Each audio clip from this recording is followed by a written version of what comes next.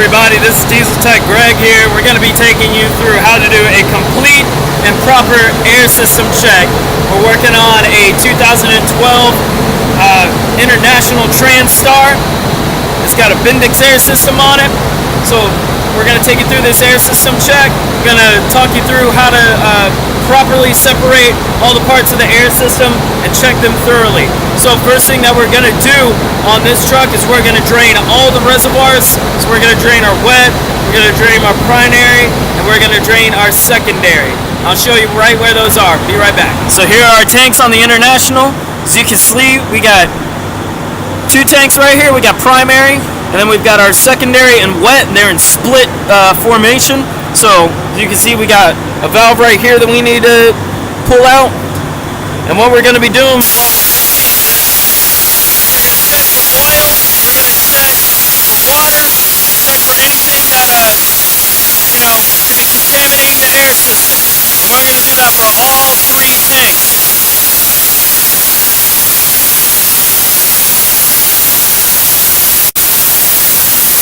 We're going to let this drain out, and then I'm going to show you the other tanks.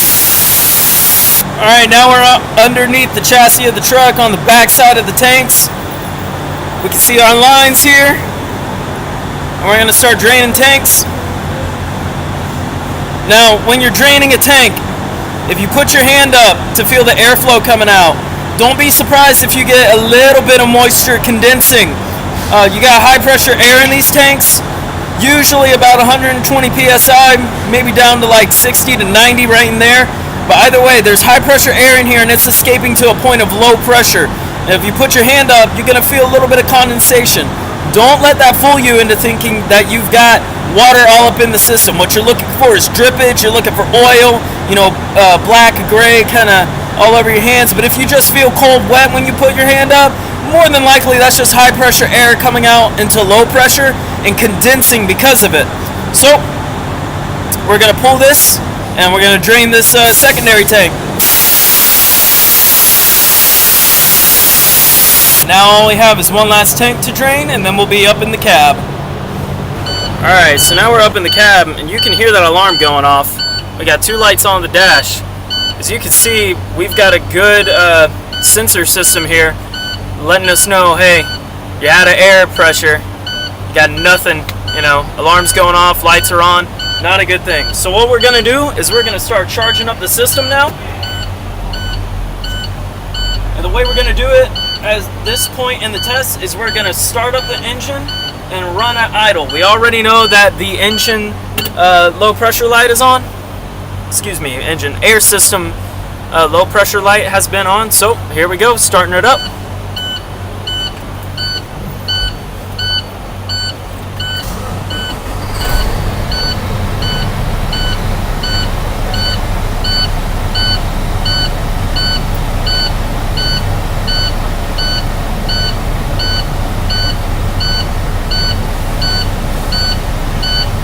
Now we're going to start running at fast idle.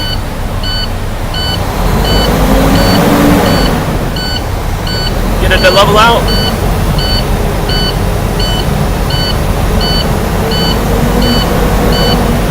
And we should have a build-up time of 45 seconds. Excuse me, 40 seconds to about 85 to 100 psi.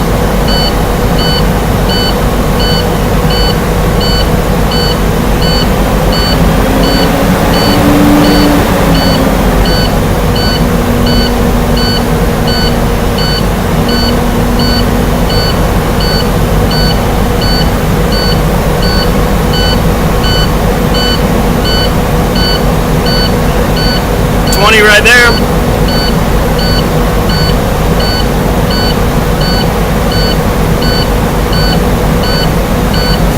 30.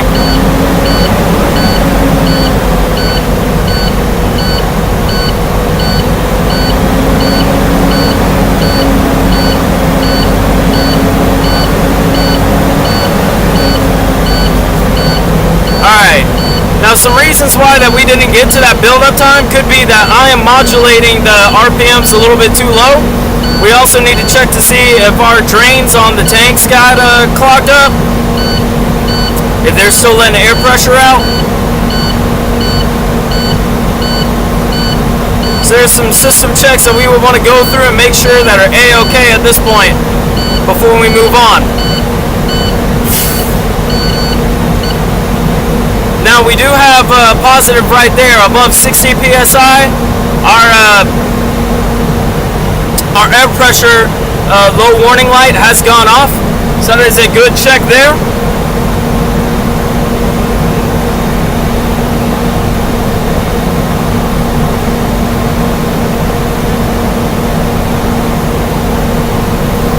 And what we're going to do is we're going to go ahead and run it all the way up until the compressor cuts out. And what that's known as is the governor cutout pressure.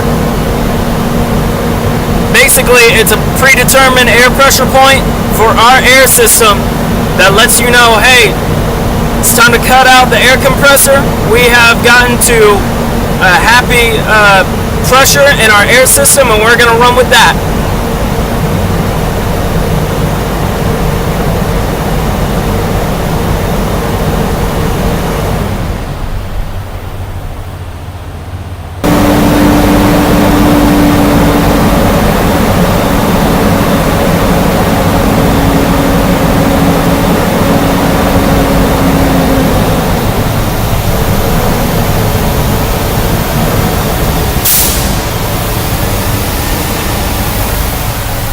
Alright, as you can see there, we heard the valve pop off, and that's going to be our governor letting you know, hey, cut out the governor, or excuse me, cut out the air compressor. We're all good. So now what we're going to do, we're going to make sure that we've got a good cutout point. I'm going to lower the air pressure by applying the brakes.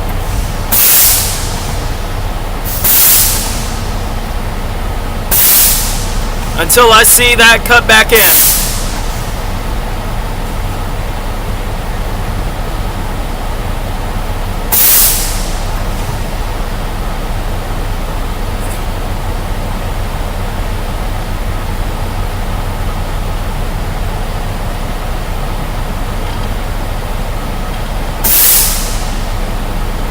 Now there I can see a little bit of needle movement.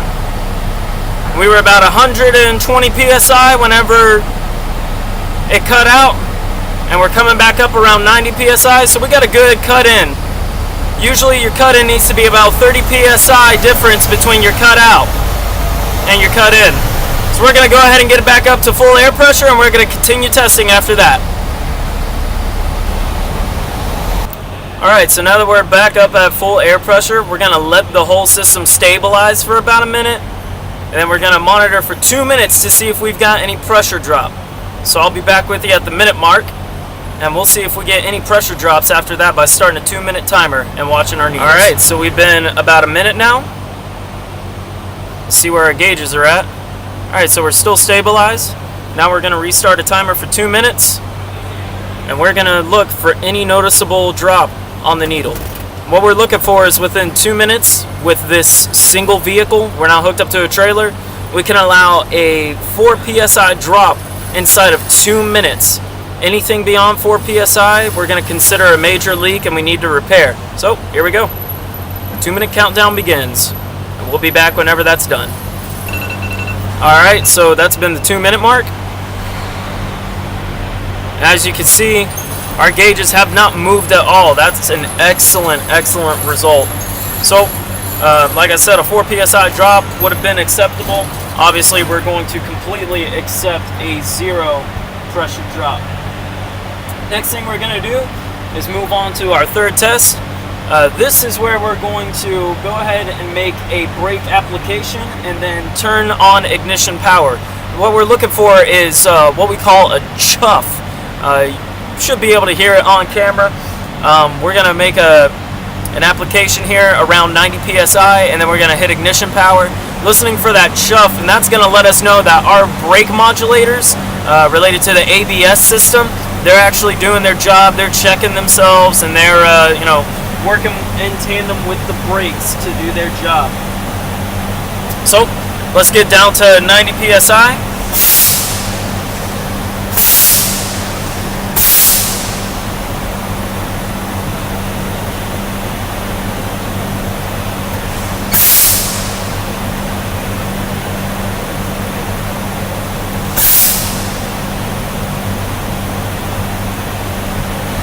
Alright, now that we're at 90 PSI, we're going to make that brake application, and we're going to hit the ignition.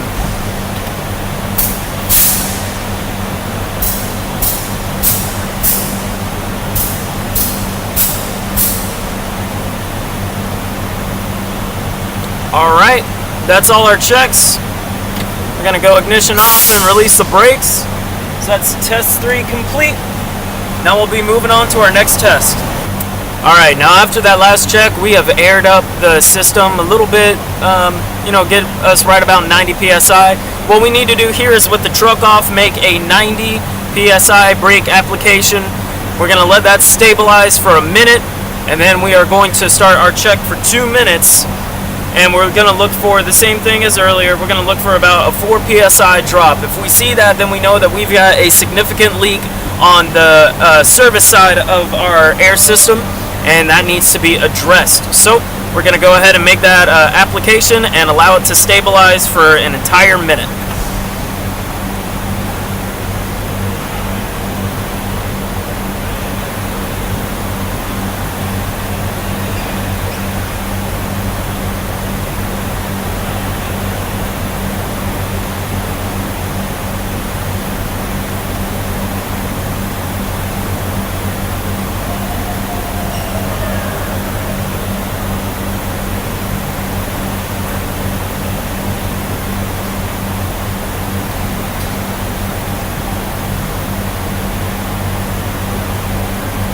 We're about 30 seconds in, and your legs should be getting tired.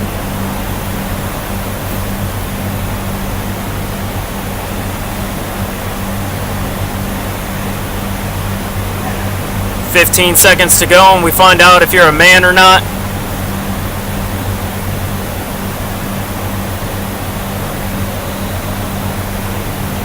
"3 seconds to go, and all the ladies said, "We do this all the time in yoga." Now we're going to watch for 2 minutes.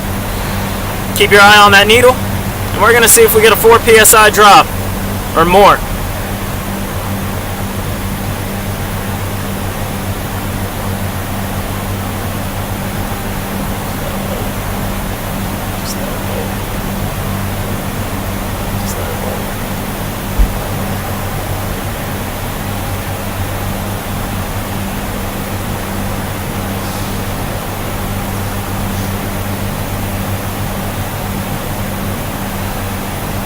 Now, if you're lucky enough to be like me and work at a place where we've got a bunch of old guys, 60 and above, this is about the time where they hop up in the passenger seat next to you.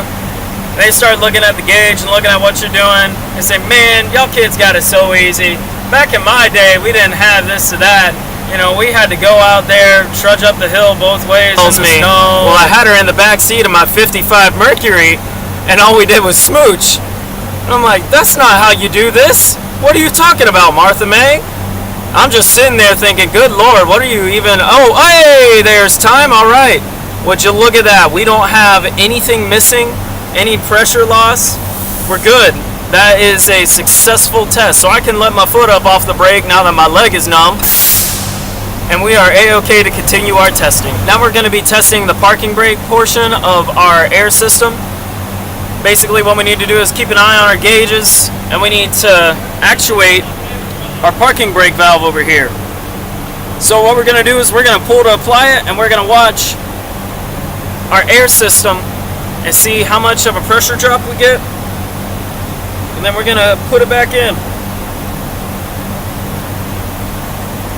Alright, so control valve pulled. As you can see, we haven't lost any air pressure. That's perfect. We're just letting air out of the brake chambers. Air in the brake chambers is used to compress the parking brake spring and to release the parking brake, which we're going to do now. So we should see a little bit of a drop. Not extravagant, but some air is going to go into our brake chambers at this point.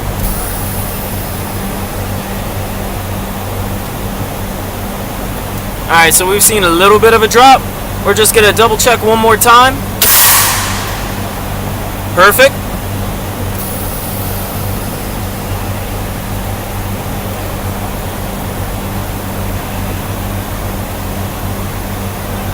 Alright, that looks great to me. So now we get to move on. Our next test, we're going to be outside the truck for a little bit, and we'll be back inside. But I want you to take a note of where we're reading out right now. We are basically around 80 psi from what I can tell on these gauges. And what we're going to be doing is we're going to be draining individual tanks and looking at our gauges to see how they move.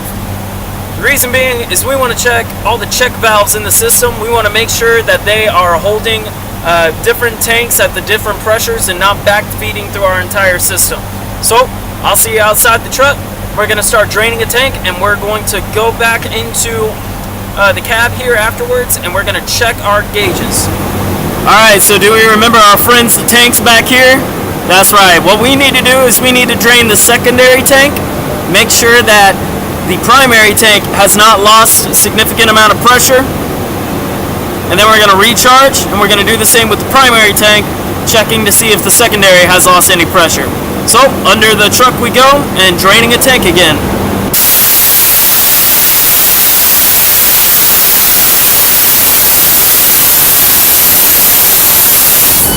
Now, climbing back up into our truck here.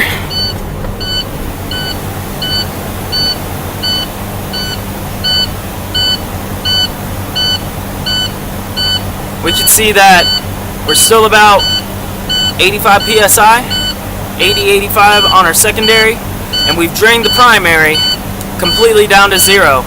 Well, now we have a low air pressure alarm and a light on as well. So those systems, they check out great. They're not in circuit with each other to where we would get an alarm and a light for our secondary tank. So that's a good system there. Next, we need to crank the truck back up. We need to recharge both tanks, and then we're going to drain the secondary and check to see if we have any loss from the primary. Alright, now that we're back up to pressure, we're going to go ahead and cut the truck off.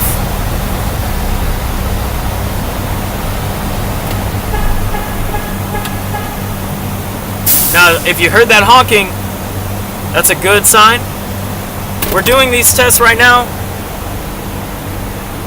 with the parking brake released, so that we can get an accurate test result. That honking is to let us know, hey, dummy alarm, parking brake, come on man, do something about it.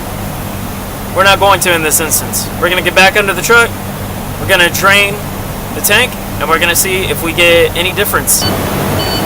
Alright, so we have an alarm again.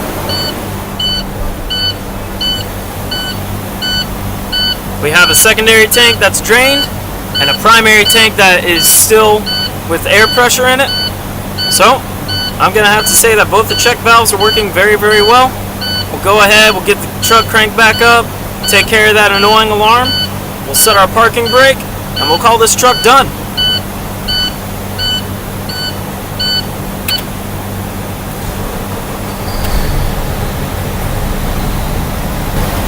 Alright, back up at pressure. Go ahead and cut the truck off.